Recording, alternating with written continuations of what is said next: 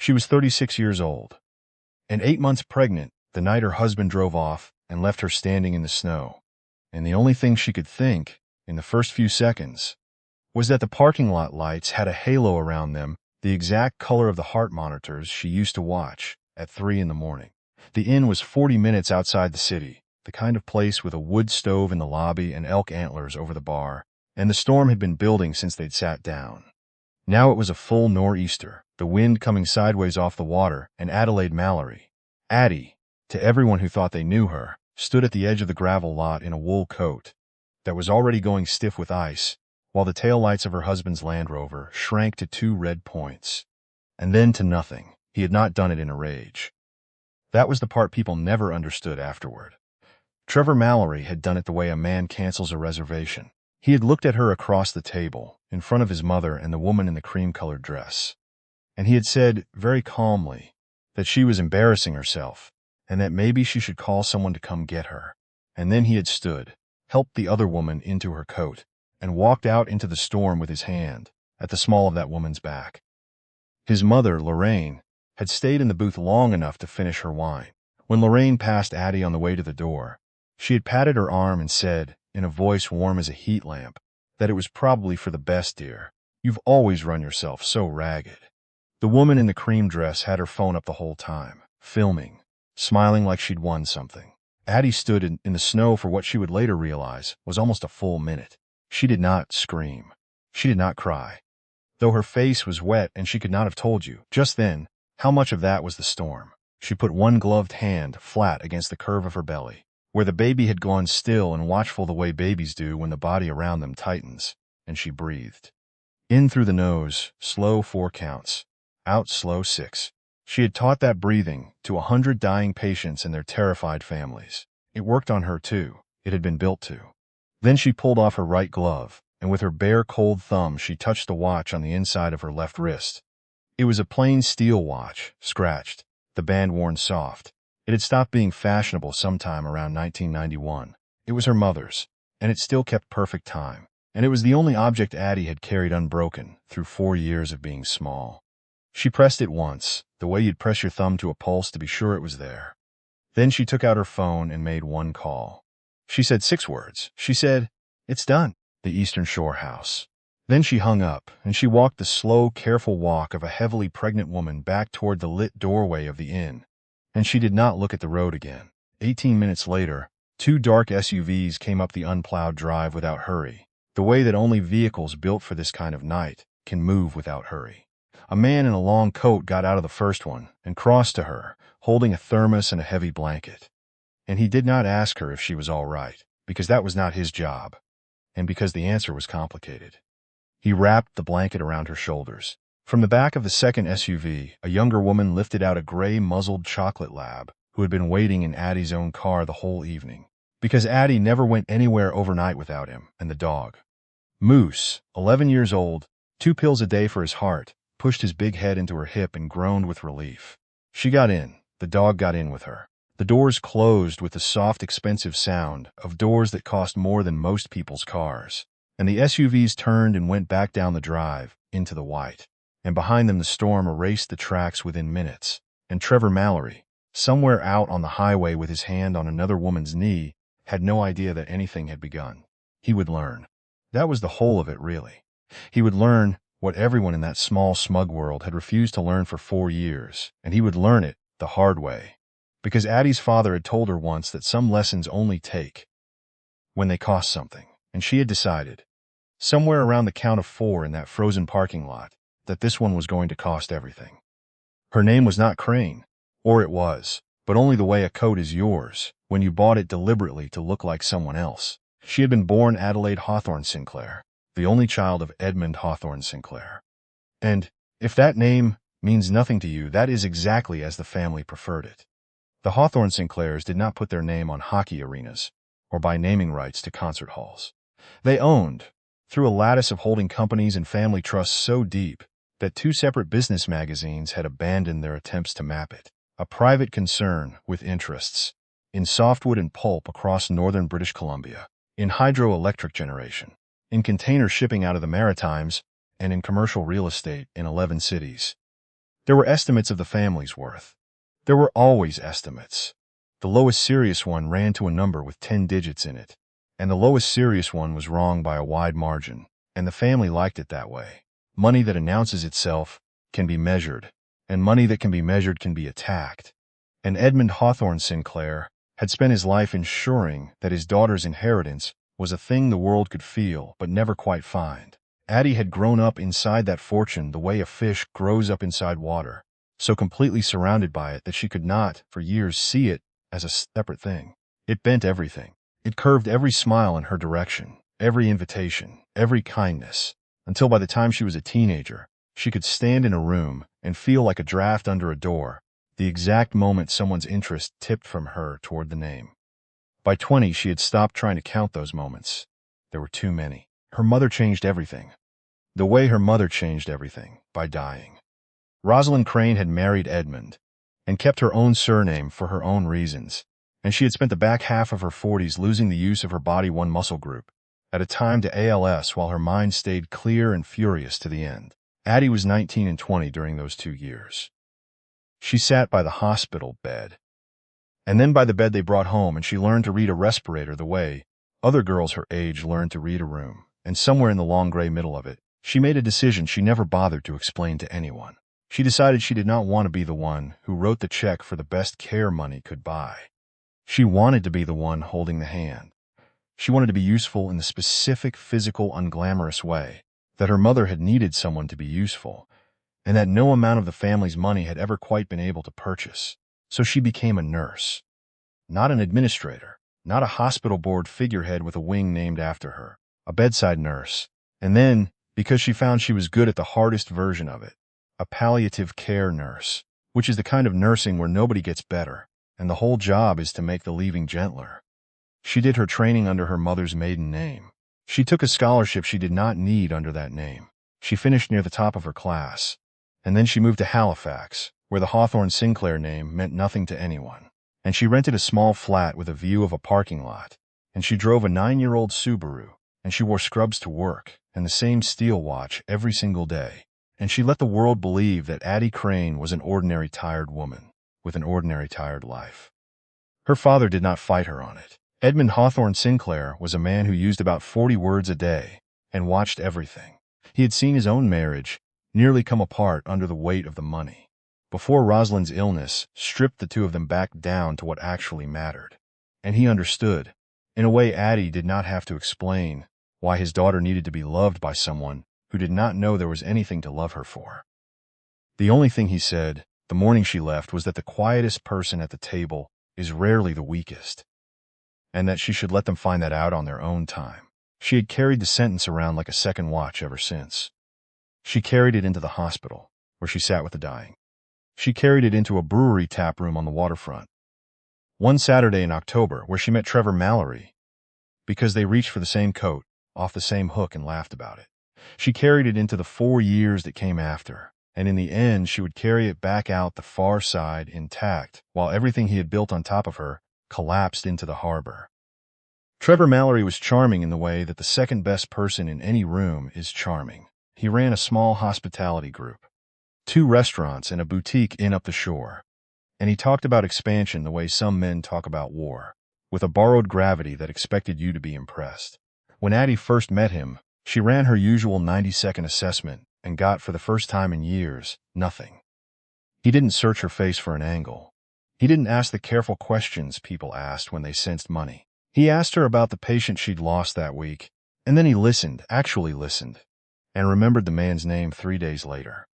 After a lifetime of people who wanted her fortune, a man who simply seemed decent felt like standing in sunlight.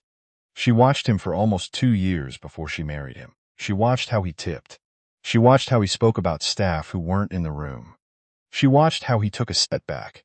He was not extraordinary, but he seemed kind, and she had taught herself to value kind above extraordinary, because extraordinary had only ever wanted the name. They married in the 3rd year, a small ceremony she planned down to the place cards, while he supplied enthusiasm and a toast that went on too long.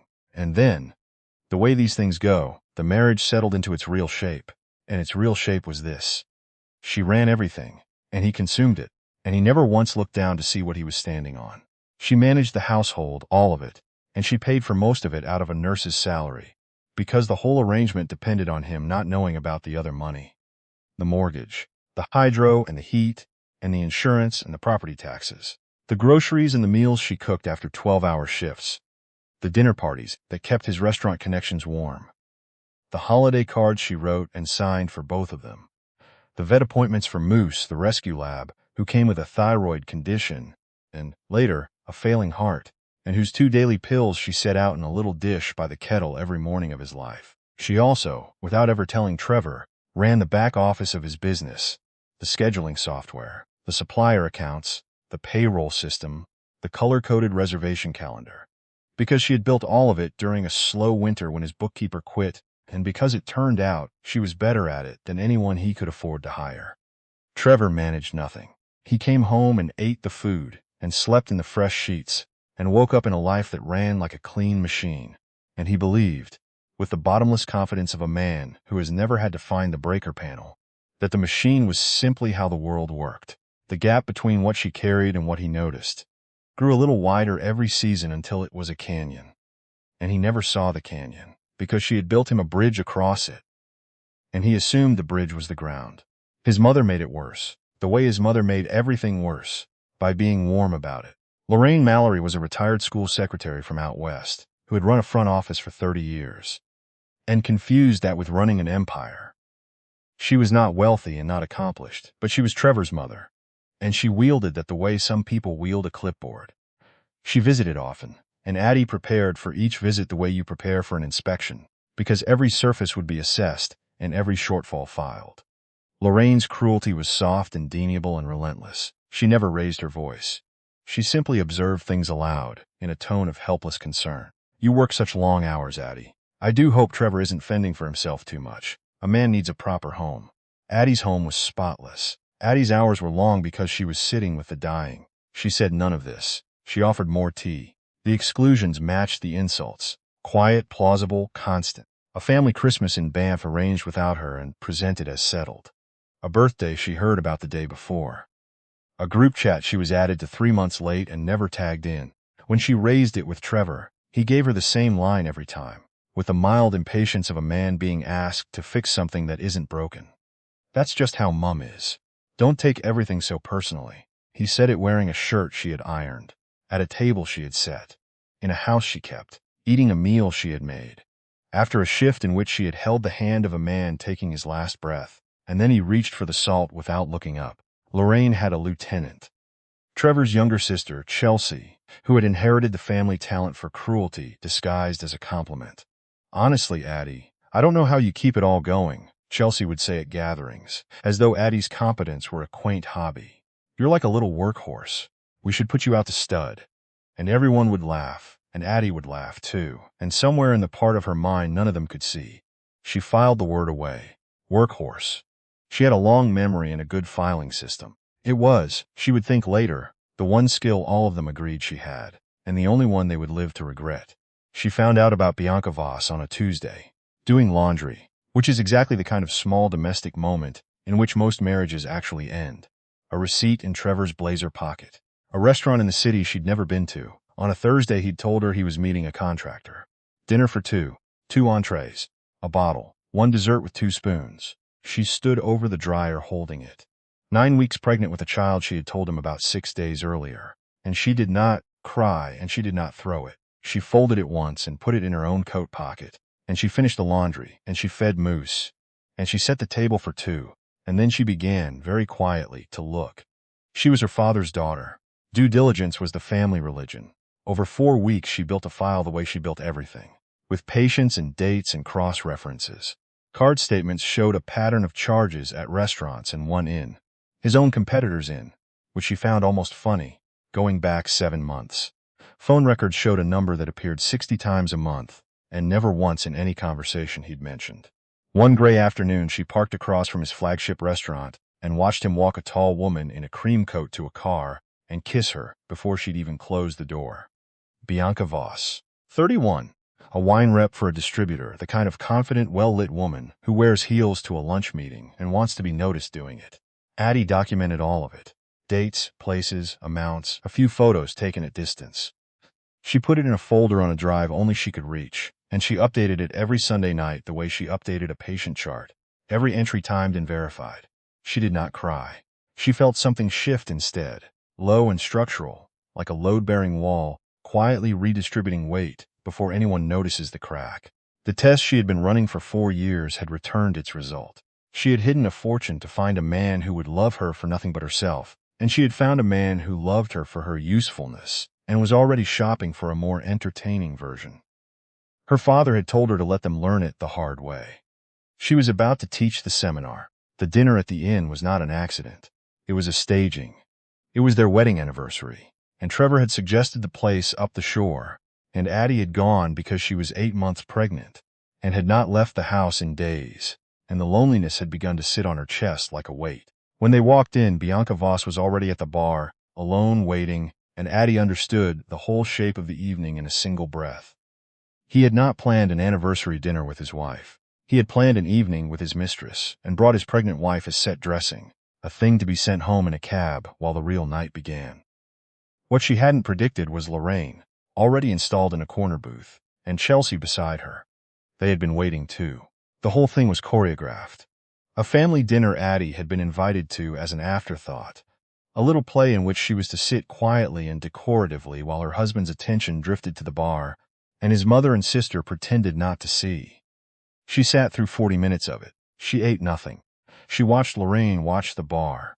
She watched Trevor check his phone under the table again and again.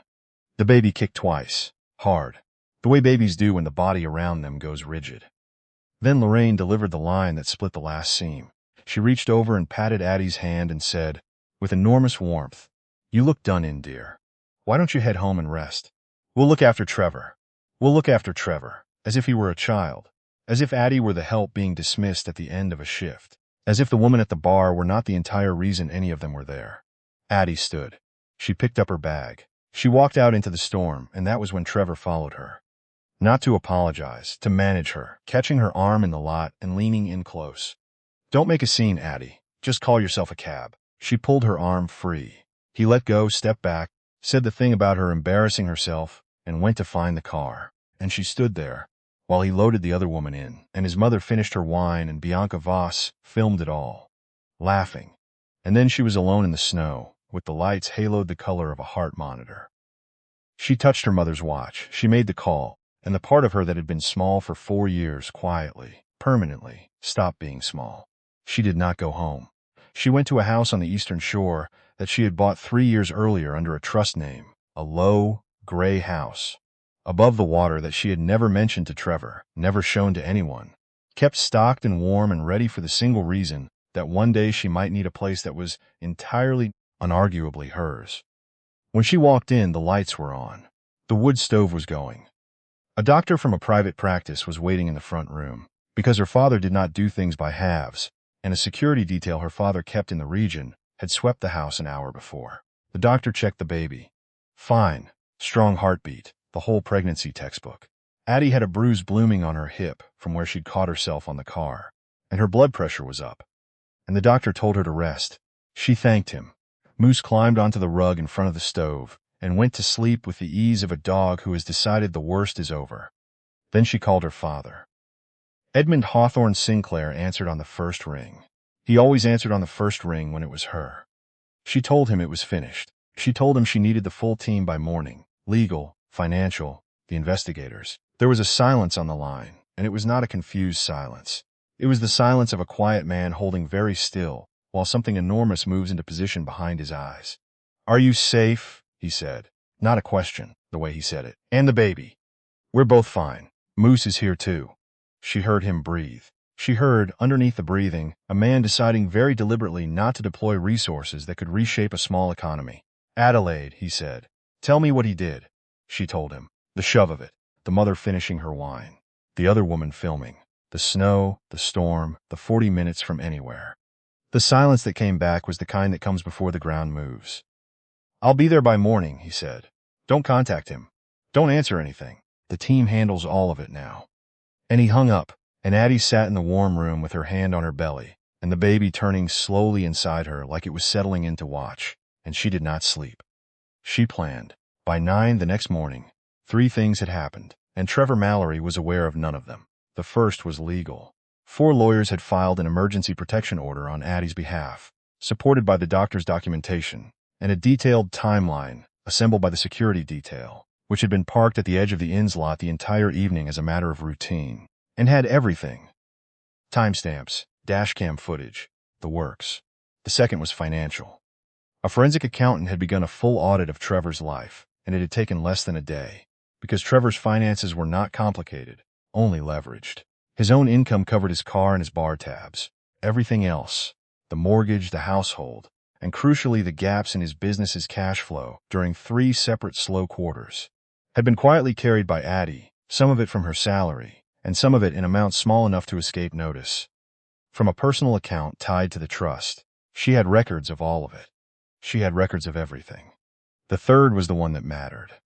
The Hawthorne Sinclair Real Estate Division ran a routine review of its holdings in the region. And that review noted, among other properties, the building that housed Trevor's flagship restaurant. The building was owned by a numbered company.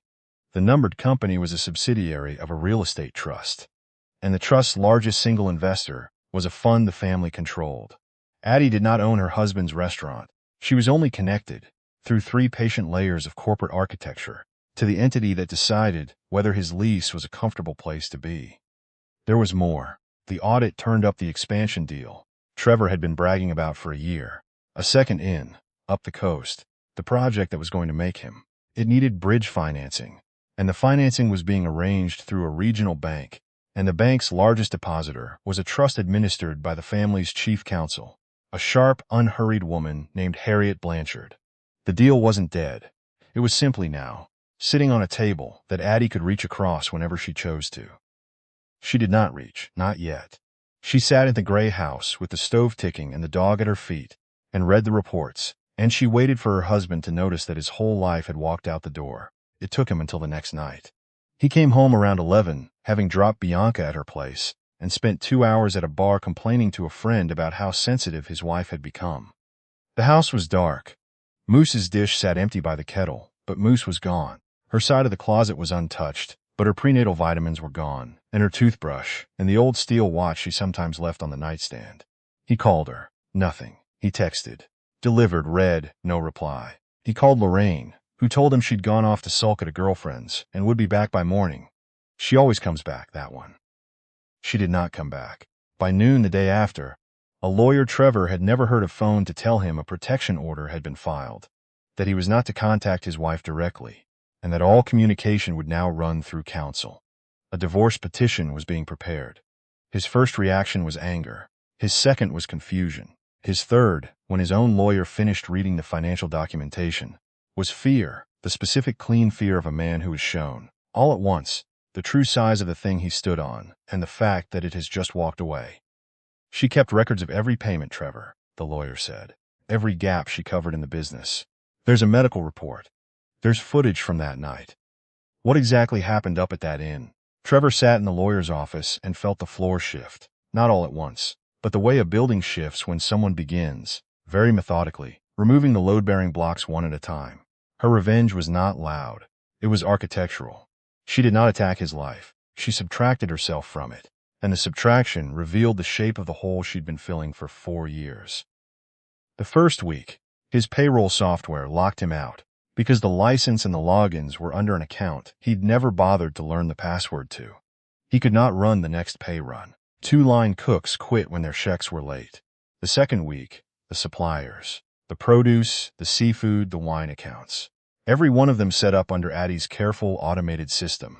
Every one of them now silently failing, because the card on file had been a card she controlled and had closed. He didn't know which suppliers, didn't know the account numbers, didn't know where any of it lived. Orders stopped arriving. The Saturday menu shrank to whatever was in the walk-in. The third week, the reservation system went down, and he discovered he did not know how to fix it, or who to call, or even what it was actually called. Tables sat empty on a Friday, in a restaurant that had been booked solid for 3 years running. He started losing the regulars who'd come, because the place ran like clockwork, never once wondering whose clock it had been. The fourth week, the expansion deal began to stall. The bridge financing, which had been sailing through, hit an unexplained delay at the bank. Calls weren't returned. Emails got vague answers about additional review. His partners grew restless and then alarmed. He could not have connected any of it to his wife. Why would he? She was a nurse. She made $54,000 a year. She drove a Subaru with a cracked taillight. The idea that the woman who used to set out his cufflinks was wired, through 3 companies and a trust, into the machinery quietly grinding his life to a halt, was as unthinkable to Trevor Mallory as the idea that the rescue dog had been the one keeping the books. Lorraine came to help, the way mothers do. She lasted 9 days. In those 9 days, she found the spreadsheets and the automated systems and the color-coded calendars, the insurance binders, the vet records, the maintenance schedules, the whole invisible operating system of 2 businesses and a household. And somewhere around day 6, Addie's father got a report that Lorraine had been overheard on the phone to Chelsea, her voice gone strange and small. She ran all of it, Lorraine said. Every single piece. I had no idea. She was always a bit much, Chelsea offered. She was the only working adult in that family, Lorraine said, and we drove her out. It was the first true thing Lorraine Mallory had said about her daughter-in-law in 4 years. It arrived far too late to be worth anything. Bianca Voss lasted 6 weeks after Addie left. She had fallen for the finished version of Trevor, the man with the clean restaurant and the warm dinner parties, and the rising deal, and the closet full of pressed shirts. She had looked at that man and seen ambition and order and momentum, a man who had it together. What she'd actually been looking at was Addie's engineering, top to bottom. The pressed shirts were Addie's. The dinner parties were Addie's. The momentum was Addie's. Stripped of the wife he'd never noticed running everything, Trevor was a man who couldn't find the supplier portal, who ate cereal over the sink 4 nights a week, who had a stack of overdue notices on the counter, and a brown lawn under the snow, and a business shedding staff like a tree in November. Bianca did the arithmetic, and the arithmetic did not work. She left on a Wednesday with her cream coat and her matched luggage, and she did not say goodbye, because there was nothing left worth saying it to. Trevor sat on the couch that night, with a rye and a remote, and a life coming apart around him, and felt, for the first time in his 39 years, the cold, flat understanding of a man who has just realized he was never the main character of his own story. He had been a supporting role in someone else's, and the lead had quietly closed the show. The gala was Lorraine's idea, which was the final perfect irony of the whole thing. 3 months after the separation, still with no idea who Addie actually was, Lorraine had thrown herself into organizing a fundraising dinner for the regional hospice. The very hospice network Addie had worked under for years, as a way of rehabilitating the family name and, not incidentally, of rebuilding the kind of goodwill that might help Trevor's business. She booked a hotel ballroom downtown. She printed programs. She invited 200 people. She seated herself at the head table and put Trevor beside her, freshly barbered, in a new suit, playing the part of the devoted community man. The seat on Trevor's other side was empty. It was meant for the evening's lead donor, whose identity the event coordinator had confirmed, only as a representative of the Hawthorne Sinclair Foundation. A name Lorraine did not recognize and had no reason to, because the Hawthorne Sinclairs did not appear on magazine covers or in the society pages. They moved in the stratum of wealth, where publicity is not an asset but a liability, where anonymity is maintained the way other families maintain a lawn. At 7:45, the ballroom doors opened, and Adelaide walked in. She was not the woman they remembered. The scrubs were gone. The tired ponytail was gone. The careful smallness was gone. She wore a deep slate blue gown, plain and exact, the kind of garment that announces money not by ornament, but by the merciless precision of its cut. The old steel watch was on her wrist. Her hair was down. She walked the length of that room with the unhurried, inevitable pace of someone who has already counted every variable in it. And she did not stop at any of the tables where people half recognized her. And she did not slow. Lorraine saw her first. Lorraine's face ran through the whole sequence in about 4 seconds. Surprise, confusion, alarm, and finally a pale dawning sense that something fundamental had changed, and she did not yet understand what. Trevor saw her next. His mouth opened and nothing came out. He looked at her, and he looked at the coordinator, rushing to pull out the empty chair beside him, and he looked down at the program in his own hand, where the words Hawthorne Sinclair Foundation were printed in small gold letters, and something behind his eyes began to come down slowly, the way a building comes down when the steel finally goes. Addie sat. She did not greet him. She did not greet his mother. She picked up the program and read it.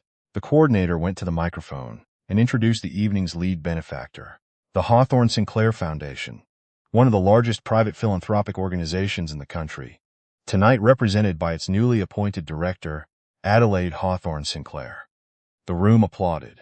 Trevor did not move. Lorraine's hands were knotted in her lap.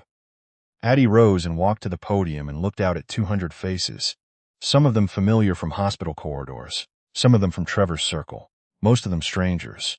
She spoke for 4 minutes. She spoke about the hospice, about the families, about the nurses who work 12-hour shifts and go home and run a household and come back the next morning and do it all again. She spoke about invisible labor. She spoke about the people who hold whole lives together and are never seen and never thanked, and are called controlling when the honest word is essential. She did not name Trevor. She did not name his mother. She did not have to. Every person in that room who knew the Mallory family understood exactly what they were hearing. A woman who had been left in the snow in a storm, telling them, without ever once raising her voice, that the snow had always been hers. She came back to her seat and picked up her water glass. Trevor leaned in, his voice barely a breath. "Addie, I didn't know. I swear to God I didn't know." She set the glass down and turned her head just far enough to look at him, and her face was the one she used to wear when a family asked whether their person was going to make it, and the truthful answer was no. Calm, direct, final. "I know you didn't, Trevor," she said. "That's the whole point. You were married to me for 4 years, and you never once asked a real question about who I am. You never asked because you were never curious. And now you're sitting at a table with my family's name on the program in gold, and the only thing you can think to say is that you didn't know." She paused. "I've already moved on," she said. "You should start." And she turned back to the room and did not look at him again for the rest of the night. While his career contacts came by to congratulate her on her family's generosity, and not one of them thought to ask Trevor how he was holding up. The weeks after the gala finished what the snow had started. The expansion deal died. The financing formally declined. The partners gone. The flagship restaurant, already bleeding from a season of his fumbling, and the systems he could not run, started losing its lease quietly to a rent review that was not punitive at all. Only honest, only market rate, which was a great deal more than he could carry now that no one was quietly making up the difference. Lorraine called the lawyer and asked to speak to Addie directly. The lawyer declined. Lorraine left a voicemail 11 minutes long that used the word sorry 3 times, the word misunderstanding 7 times, and the word family more times than anyone counted, and that did not, in all those minutes, contain a single specific acknowledgement of anything she had actually done. Addie listened to it once and deleted it. Chelsea sent a text. "Hey Addie, hope you're doing well. I know things got complicated. Wondering if there might be a way to connect through the foundation. I've got some ideas for a nonprofit." Addie read it and did not reply. Chelsea could apply through the website like anyone. The woman who had called her a workhorse was welcome to get in line behind all the other working animals. Trevor reached out once more, through the lawyers, asking whether there was any chance of reconciliation. Addie was up on the deck above the water when the message reached her. The baby had come 3 weeks before, a girl 7 pounds 2 ounces, perfect, asleep just then in a bassinet beside her chair, with one fist curled around the edge of the blanket. Addie looked at her daughter. She looked at the harbor going copper in the late light. She looked at the steel watch on her wrist. "Tell him I forgave him a while ago," she said to the lawyer, "and tell him that forgiveness and reconciliation are not the same thing, and they never were." On a Sunday morning the next September, 11 months after the night in the storm, Addie sat on the deck of the gray house above the eastern shore, with a mug of coffee going cold beside her and her daughter on her lap. Her father sat across from her in a wooden chair, eating toast he had made himself, because Edmund Hawthorne Sinclair, unlike Trevor Mallory, had always considered feeding himself a basic condition of being a person. Moose lay snoring in a patch of sun at her feet. Thyroid pills handled, heart still going, slower than it used to but going. The baby was awake, studying the world with the grave, focused attention of someone seeing light for the very first time. And her small hand came up and closed around the steel watch on Addie's wrist, gripping it with the fierce blind strength of the very new. Addie felt the band tug. She thought about her mother, and the long gray 2 years, and the decision she'd made at 20 to be the one holding the hand. She thought about 4 years of holding up a household and a marriage, and a man who never once looked down to see what kept him standing. She thought about the storm, and the snow, and the count of 4, and the moment she stopped being small. Her father watched her and said nothing, because nothing needed saying. He had spent 11 months watching his daughter rebuild her life from the footings up. Not with his money, and not with his name, but with the same quiet, exact competence she'd been running on all along. The competence Trevor had called controlling, and Lorraine had called obsessive, and Chelsea had called workhorse. It was none of those things. It was sovereignty, the ability to build a life and keep it running, and, when the people inside it turn out to be unworthy of it, to take it apart with the same care you built it with and walk out whole. The baby let go of the watch and reached up instead toward the light coming off the water. Addie lifted her daughter higher into the morning sun and felt the whole weight of the last year settle into the shape it had been heading toward all along. She was not angry. The anger had done its work and been retired. She was not grieving, though grief still came in at odd hours, and she let it move through her and out. She had not in the end taken any revenge at all, in the way people mean the word. She had simply stopped holding up a structure that could not stand without her. And then she had watched, from a safe distance, while it discovered that it never could. She had hidden a fortune to find love, and she had found a kind of emptiness instead. And in the emptiness, she had found her way back to something worth a great deal more than a husband or a family who tolerated her. She had found herself again, out from under the disguise, out from under the test, out from under the lifelong need, to be seen by people who had never once been willing to look. The quietest woman at the table is not always the weakest one. Sometimes she is the one who built the table, and laid every place at it, and carried it for years on a back nobody bothered to notice. And when she finally decides to stand up and walk away, the legs give out, and the dishes come down, and the people still sitting there learn, far too late, that they were never resting on solid ground at all. They were resting on her. If this one found you somewhere it needed to, if it named a weight you've been carrying in silence, stay with us. We tell these stories for the women who hold the whole thing up without applause. There is another one already waiting in the quiet.